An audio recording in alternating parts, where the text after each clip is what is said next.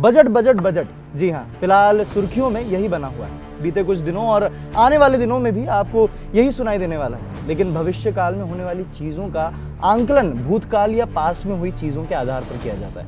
ऐसे में पूरे देश को चलाने वाला बजट कैसा हो सकता है, इसका अनुमान तो अभी हर कोई लगा रहा है। लेकिन देश में आए अब तक के ऐतिहासिक बजटों के बारे में आपने शायद ही सुना होगा। आज इस वीडियो में हम आपको बताने की कोशिश करेंगे उन 5 बजटों के बारे में जिन्होंने देश के बदलाव में एक अहम भूमिका निभाई। पहले बात करते हैं ब्लैक बजट की। ये बजट सन 1973 में इंदिरा गांधी सरकार में लाया गया था।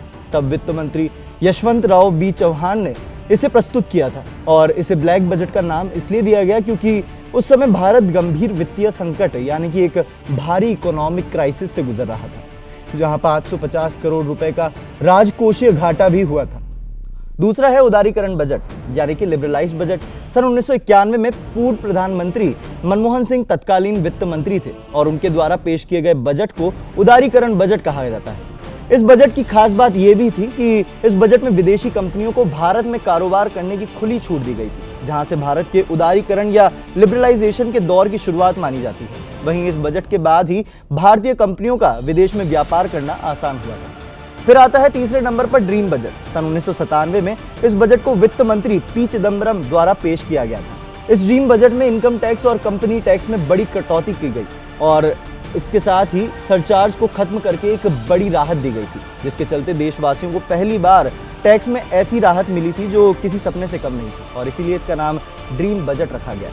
इसके बाद आता है मिलेनियम बजट। सन 2000 में वित्त मंत्री यशवंत सिन्हा ने इस बजट को पेश किया था। वहीं इस बजट की खास बात यह थी कि इस बजट में आईटी कंपनियों को राहत दी गई थी, जिसमें कंप्यूटर, सीडी आदि पर कस्टम ड्यूटी को काफी कम कर दिया गया था, जिसके चलते इसे मिलेनियम बजट का नाम दिया गया।